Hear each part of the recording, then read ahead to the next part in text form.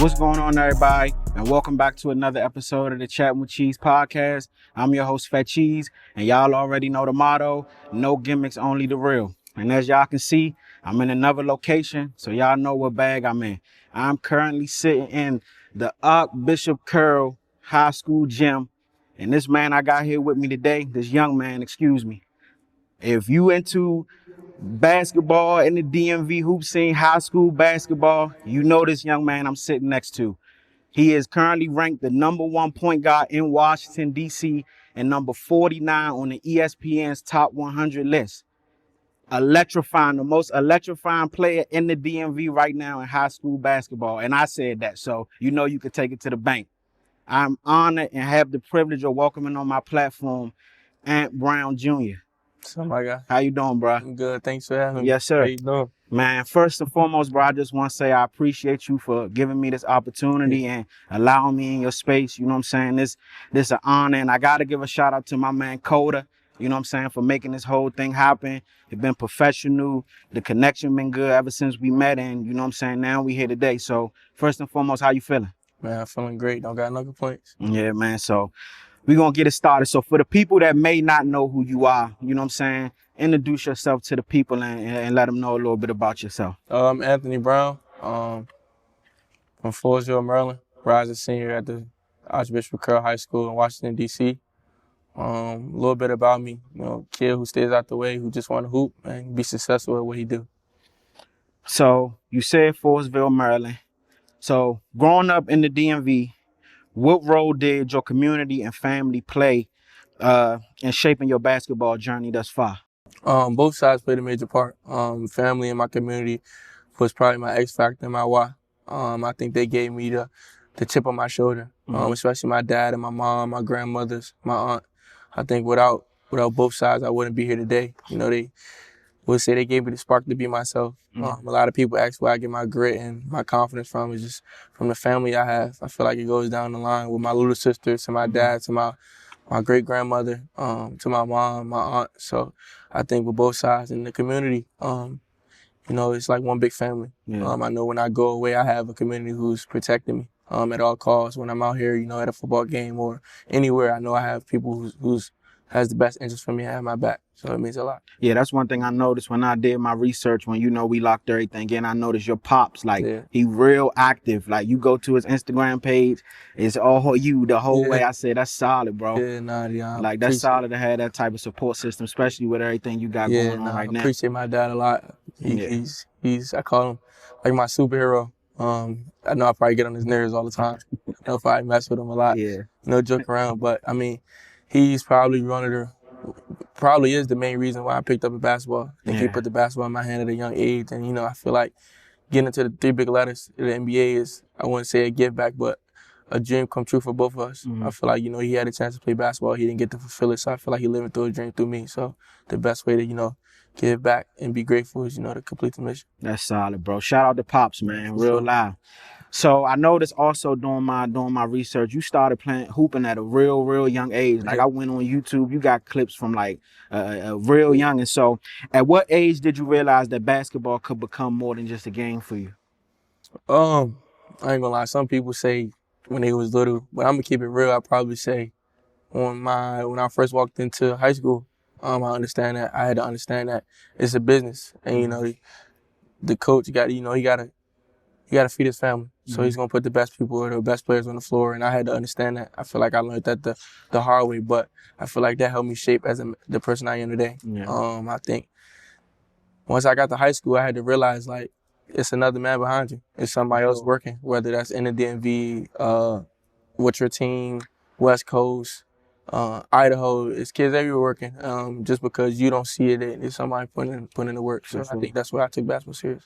Yeah, that's good. And I think it's like that everywhere. And to have that mentality, and no matter what you do, I think that's a great mindset to have. It's always somebody that's working either the same amount or just as hard as you. So to have that chip on your shoulder, that's cool to have.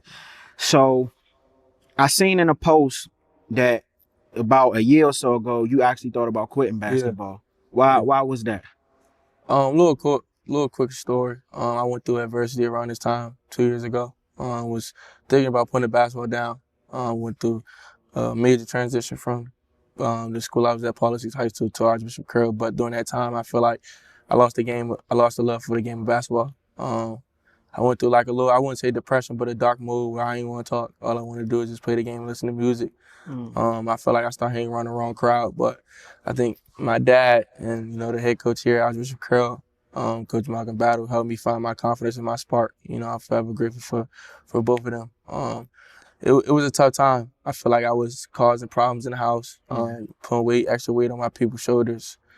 I was getting into it with my folks, so I feel like I don't know. I just feel like everything was just going downhill at a rapid pace, and I didn't know what to do. So I feel like, putting down the basketball was the best thing, So I feel like this was creating most of the havoc or the problems in the house. But, without them, like I said, my coach and my dad, they gave me the spark and the love I had when I was younger for basketball. So I kept it going. And shout out to the village, man. Yeah. That's sometimes what you always need, that village around you that can get your mind together and, you know what I'm saying, keep you going forward. So shout out to everybody that played a part in keeping this young man on the basketball court, because he is something special to watch when he out there, for sure. Yeah. So coming from almost quitting basketball to jumping 45 spots in the ESPN Top 100, bro. So what was your mindset going into this summer? First thing I could do was pray. I remember like yesterday, I actually got it as my wallpaper. Around this time last year, I had made a list. And I remember I really shared the tears on the list. Like if you look at the picture, it's real tears and it's wet spots on the paper. And I remember writing it down. And at the end, it says, make people who didn't believe in you believe, and make doubters fans, and make enemies mad. And I put a star next to it, and I put it in parentheses. So every time I step on the court, I feel like I have a chip on my shoulder, because I feel like it's always somebody who said I can't do something or I'm not good enough. But I feel like, I went into a mode where I just wanted to be in the gym. I feel like I got that from my little sisters. Like I spoke earlier, like those are my whys, like coming home every day and seeing my little sisters, it meant the world to me, because not a lot of people, not a lot of females can say they have big brothers, and I'm especially that my little sisters can say they have a big brother. So I just want them to, be proud they have a big brother. For sure. Not go with what I went through as a youngin'. I want them to, when they go wherever they want to, they don't got to look over their shoulder, worry about anything, because they know their brother took care of them. No, for sure. So was it like any different, something that going into the summer, was this something that you added that you maybe wasn't doing before? Was it waking up earlier than you may have been waking up before, shooting 50 more free throws before you left the gym? Was it some extra that went into? It was it was more of a mindset thing for me. Yeah. I had to realize, like, somebody out here waking up at 5, 6 a.m.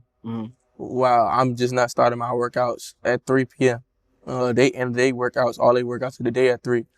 So I feel like it was a mindset thing for me. I started doing the little things, like, working out twice, maybe working out 3 times, sometimes 4, or even, just playing 5-on-5, which made it a full workout. But I started doing the little things like running the track, running the treadmill, hitting the steps, getting up extra shots after practice or before practice. I think that's the mentality that switched. I feel like after the high school season I understand I had a real chance to be something special. So I remember talking to my dad, and before the summer started, before session 1, actually, it was that Friday before session 1, and I said, I'm gonna make everybody proud. And I created it as a high standard, because, walking around, being around my family members, and everybody has a smile on their face about what I did. I think that's amazing. For sure, bro. So what helped you also, before I get into this next one, going back doing my research about seeing that you was playing as a little shorty, you was playing for Team Takeover. Yeah. So what played a role, or was it any influence that made you decide to make that switch to Team Durant? 3 guys, for real. Coach Jazz, Coach Wayne, and Coach Tony. I think they came to me with a plan that, I couldn't turn down. Yeah. They told me I could be something special. I feel like they seen something in me that I didn't see at the start of the AAU season. Yeah. They been trying to get me for the longest, and the outside noise, don't do it, be a takeover kid. And I don't understand, like, this is my last go around. I got to make it the best. For sure. Because at the end of the day, them coaches at Takeover, they they don't have nothing to worry about. Most of them players on Takeover had high-level Division I offers. Mhm. So I feel like it was my chance to, go make a name for myself. Absolutely. Coach Wayne and Coach Jazz and Coach Tony, they gave me the platform to be myself. And I tell people I'm grateful. I'm grateful for them 3 guys. I cannot forget Coach Rail and Coach T, but I feel like they really gave me a platform where I could showcase my skills on the highest AAU circuit that it was. So. Yeah, you did your thing for them this year. So Yeah. they definitely whatever they was looking to get out you, they got it out you for sure. For sure.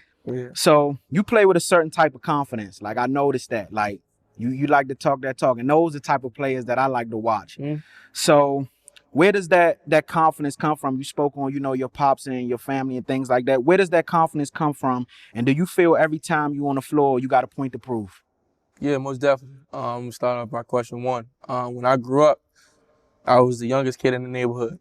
They would play tackle football on the grass, or they would play, basketball, or my dad would go hoop. And to get on the court, you had to do something because I was the youngest. So I tried to, use that aggression and talking trash and swag to get on the court. And I feel like, I understand that, sometimes it could cost you, but sometimes it could also be a good thing. So I learned to channel that. And I think, every time I step in the court, I have a point to prove. I'm not number 1 player in the country. Yeah. So I feel like that says enough. And I feel like it's not 49 people in the country that's better than me on both sides of the ball. I feel like a lot of people, don't really notice my game or what I really do special on both ends of the floor. So yeah, I think that's what my chip. Yeah, that's solid. And keep doing it, bro.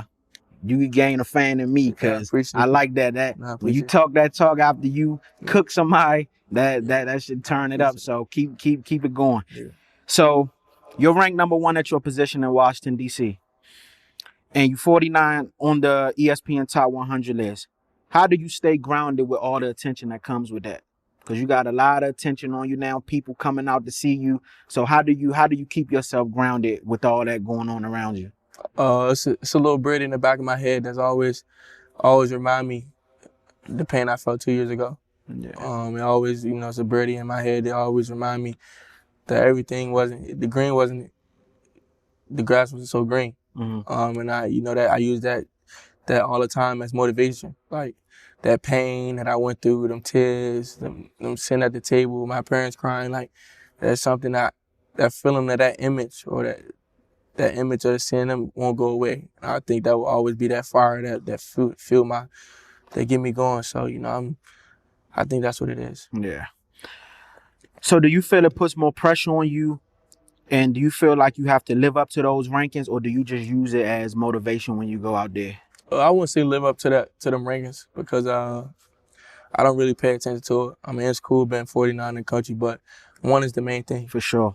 Getting a McDonald's All-American, getting Gatorade Player of the Year is the main thing. Rankings gonna be there. Yeah.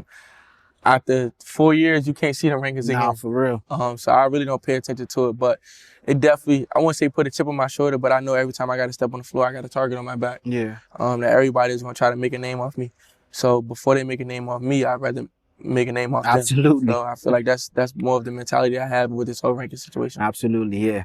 So out of this entire summer, what would you say was your favorite experience? You had EYBL, you had New York versus New York, you had Lost Ones Classic, you just did the Slam Summer Classic, and you also did the Nike Mamba League Invitation. Yeah. Which one would you say was your most favorite? Or, it could be more than one. What would you say was your favorite experience out of all of those? I can't fake it. I feel like I would say 2. The Lost One Classic was major. Just what was behind it? What was it? The meaning and the purpose? I think we don't have that in the city besides the Najee Marshall celebrity game. Like we don't really have that where everybody come on one roof and watch some of the top guys in the area go at it. And I'd probably say the Mamba League was dope. Like Yeah.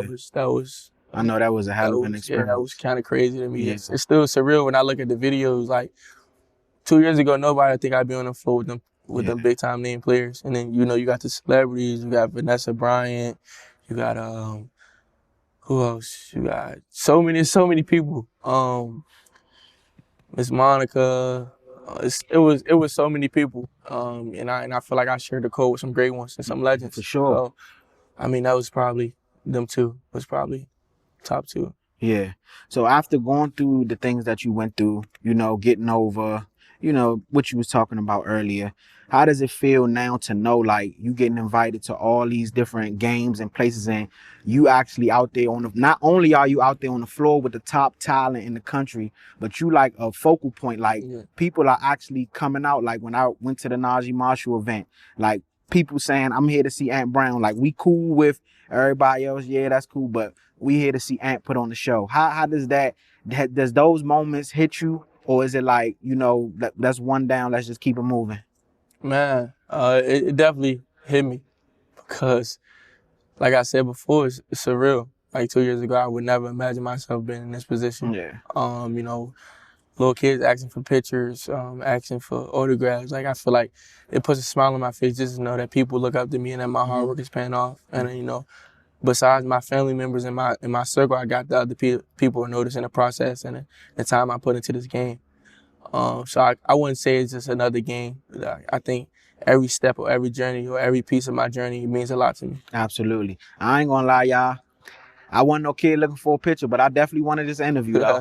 Hey, look, I said, I'm going to wait till all the smoke clear. Everybody was around him. I said, I'm going to see if I can catch him one-on-one. And we here today, man. Yes, so I appreciate it, bro. I appreciate you. Now we're going to get into something interesting, right? Okay. I seen that you took that team takeover, that game a little personal in the Peach Jam. Yeah. So what was that about? How did that game feel to you? Was it personal? Yeah, no. I feel like it was personal in the fact that they had guys on the team that a lot of people in the area thought was better than me. Yeah. So I feel like that gave me a chance to prove myself because I know not one of them guys on that team is better than me, and I feel like that's the mentality you gotta have, especially in the DMV area or even in the real world. I feel like with me, it ain't no next man up. It's either me or nobody. For sure. So I feel like I carried that chip on my shoulder, and I don't think it was really personal to a standpoint where I didn't like the guys or it was hatred or it was disrespect. It was a point where we just want to go home. It's my team versus your team, me versus you, mano and mano. I mean, I got to do what I got to do, whether that's win a ball game by 1, 2, 3, or 20. I got to get the job done because it's people relying on me. It's coaches, it's top of the top owners or presidents of the organization who's counting on me. And that game was for the area. A lot of people have been waiting for that game probably for a couple years because it's rare that two teams on that big stage play each other. So I just wanted to make sure, like, when Team Durant walk around, they can say they run the area. Yeah. So let me ask you this, because you got a lot of, like, 40-point games, 30-point games. When do you know you got it going? Like, oh, yeah, they going to have a problem. They going to have a problem today. When do it click, like, oh, yeah, I got it going? Once I hit 3 in a row. I know I got it going. Once I hit 3 in a row, I feel like the basket get bigger. Yeah. The confidence boost go through the roof. So I say once I hit 3 in a row, whether that's I ain't gonna count 3 transitions or 3 threes. Okay. That's when I really know it's go time. Okay. So we talked about team takeover, Durant, Peach Jam. What would you say has been your most challenging game or most challenging experience, and what can you say you learned from that? I think my most challenging experience this year was, high school wise, was just playing with Archbishop Carroll. We not the best, we not the biggest, we not the fastest, so we had to do the little things to get over the hump. I mean, my first 2 years, I played with the top team in the country. Top 5 team in the country both years, so it was more I could ease the way in or they could do little things because they better. But once I got here, I knew I had every play, every possession means something. Yeah. One possession could dictate the whole game. And then with AU, I think my toughest battle was week 1. The first game or first session, I would say. EYBL, we wouldn't want to know. We was on the highs. Everybody thought we had a chance to, really run it off, run the table, and win the EYBL championship. But we woke up the next day and got our butt kicked. Yeah. And then we got our butt kicked again. So it was a reality check. Like, one game doesn't determine nothing. I got to wake up and I got to get it done. So I think that's what I really had to, sit down and buckle up. Like, this is my last go around. I got to make it the best. For sure. So I noticed watching your game, a lot of people when they see the highlights and stuff, they just see the shooting. But I notice you like to get your guys involved too. Yeah. You like to get your guys involved in a lot. And I think that's what people probably don't understand unless they actually do their research and actually pay attention to what's going on. So what do you feel like sets you apart from other guys at your position? That I could get others involved. I think I'm a high-level passer. I was second in assists all the way into P-Jam. I'm here, Coach P-Jam. I went on some crazy point numbers. Yeah. But I was second in assists. I feel like I got my guys involved at a high level. I was averaging like 9.4 assists or something like that. Feel like I could really pass the ball at a high level, whether that's me catching the ball or bringing the ball up. And then also I think that's something that's overrated is that I could defend a basketball. And you know I'm active on the defensive end. I was fourth in steals until PGM. I was like 14th in rebounds, and that's major, especially for a 6'2", 6'3" guard. Yeah. You know, so I take pride. Another thing, I feel like I'm a leader. I noticed that I feel like if I'm having a good day, everybody having a good day. Absolutely. Or if I'm on a rise of energy high, everybody energy is going to rise. So I feel like that's another thing that I have that a lot of people don't notice. Yeah, and definitely on the defensive end. Like I noticed when the game got chippy or got unchy in that takeover Durant game, Jordan Smith coming down the floor, you like, nah, I want him. Yeah. I want him. So the defensive end is definitely not on the question. Yeah. So we talked about it off camera. I said I tried to make it down to come see you. I see that you played in the Watts League a couple of times. So most ranked guys you wouldn't see them playing in leagues and stuff like that.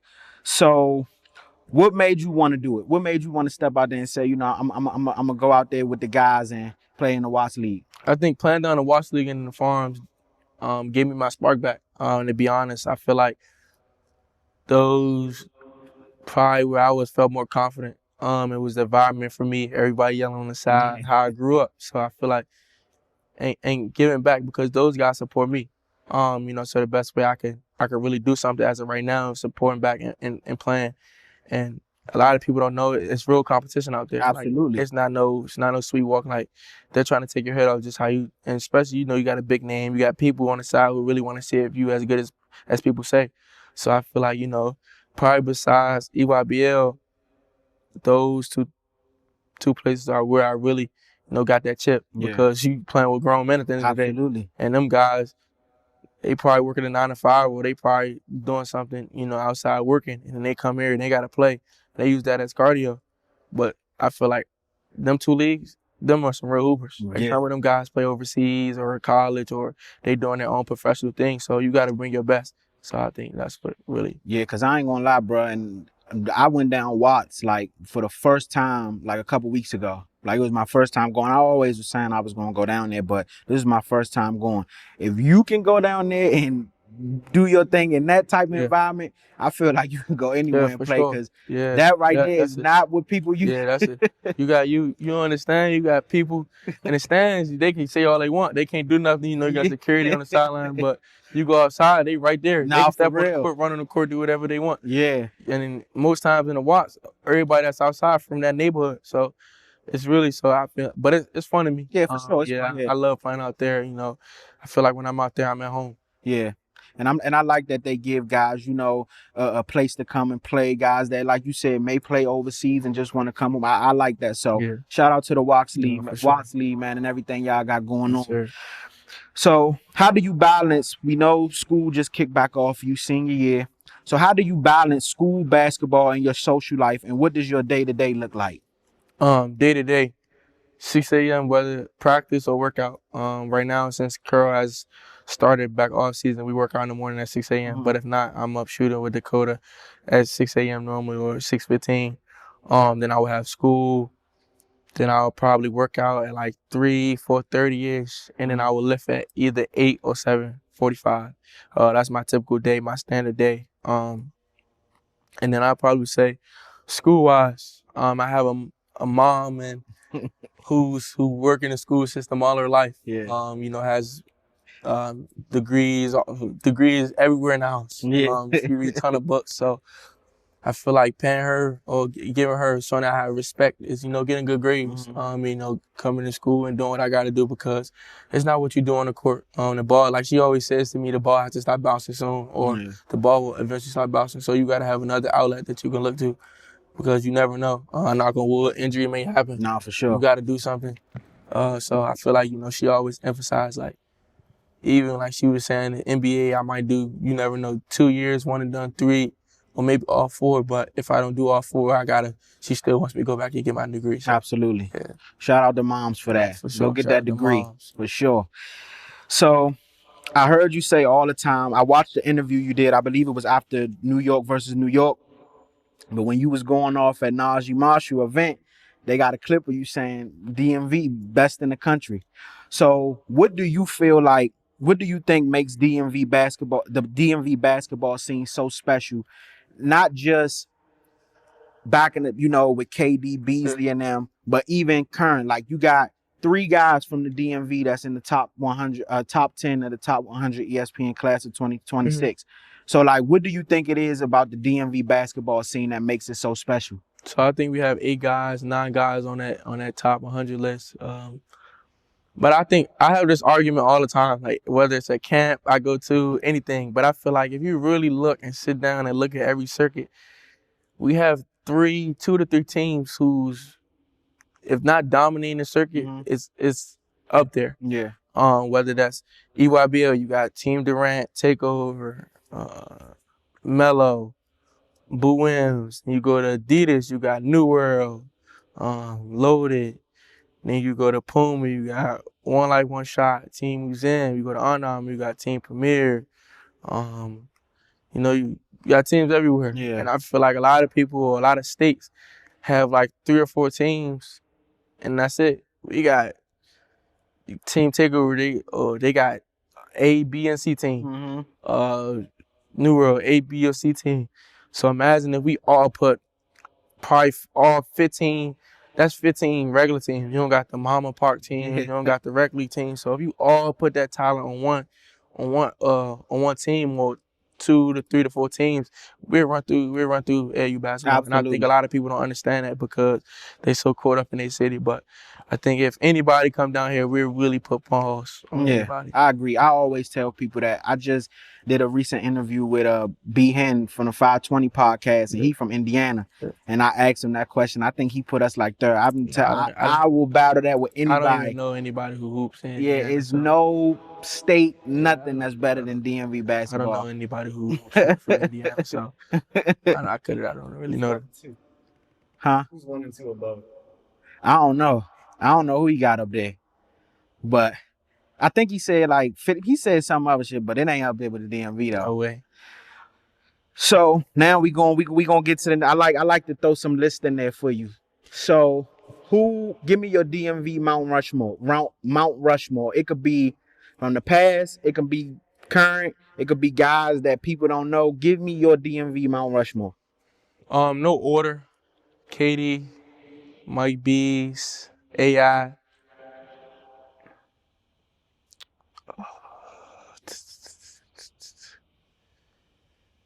Probably gotta go. Dang, what's the guy name? I went to Maryland. Len Bias. Yeah. Len Bias.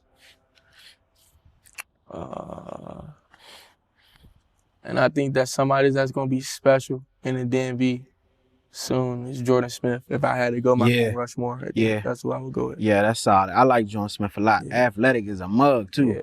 Yeah, that's solid though. That's solid. I was hoping you was gonna say Len Bias. Yeah, that's solid. So that's good. I would say the same. I would say the same list. Fat Trail gave his Mount Rushmore, and people was giving him a hard time for putting Allen Iverson in there.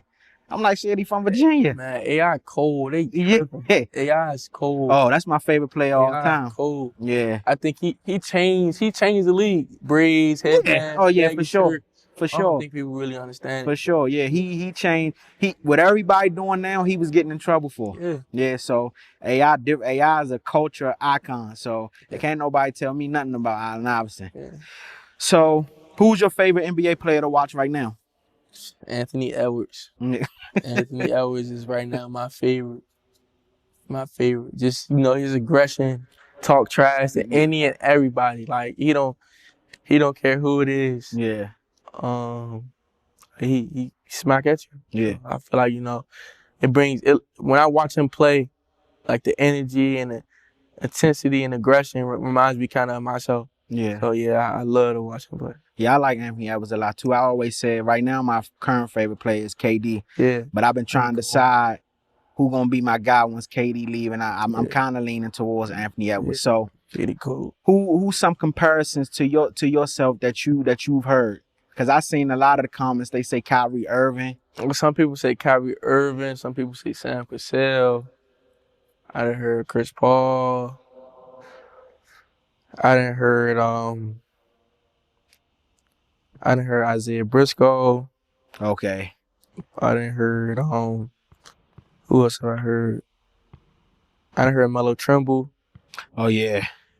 Yeah, I done heard a few. Yeah. Melo Trimble, a good one. I ain't even think about that one. Now that's a good one. Melo. That's a good one.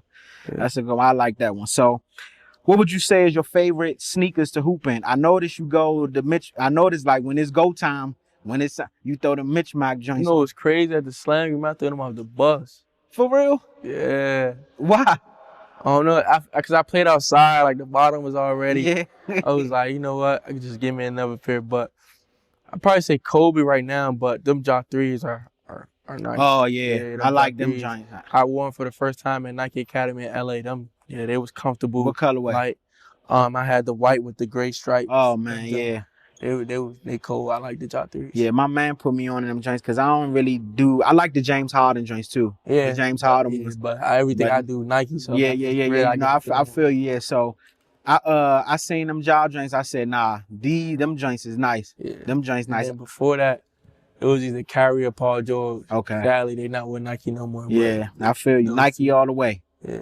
Nike all the way. So it's around that time where you making a lot of noise. Your name bubbling right now. Schools are looking at you. They trying to recruit you. So we know what they looking for in you. But if you could look in that camera at any school, all the schools that's recruiting you, what are you looking for in them? Is it style of play? Does location play a factor? Does the coaching staff play a factor? Certain teammates? What is it that you looking for to when you decide to make that leap to the next level? I tell everybody it's style, culture, and coaching. And the last one I'm really big on is loyalty.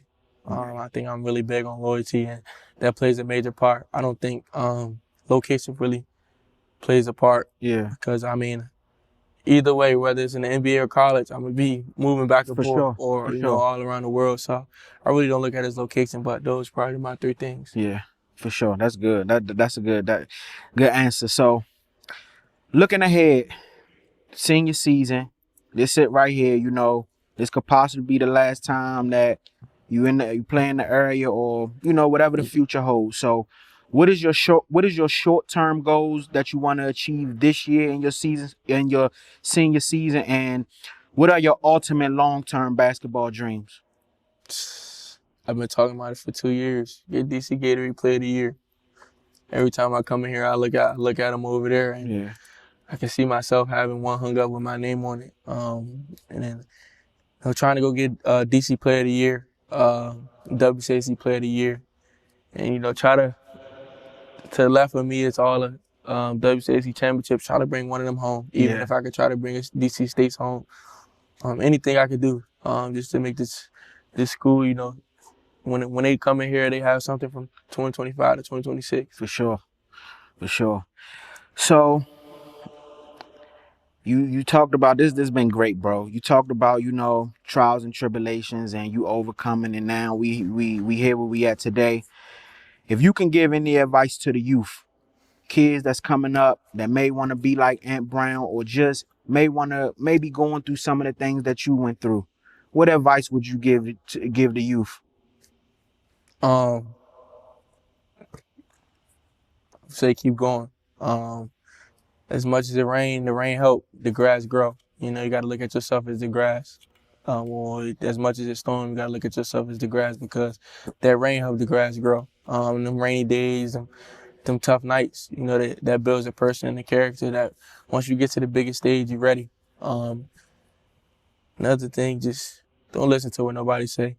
Be yourself. Don't try to fit in or look at somebody else's success or how they running their race and try to compete with them. Like, run your own race. It's not how you start, it's how you finish. Like my parents always say, it's a marathon, not a race. That's good, bro. That's good. So, last but not least, and I want you to be you on this one.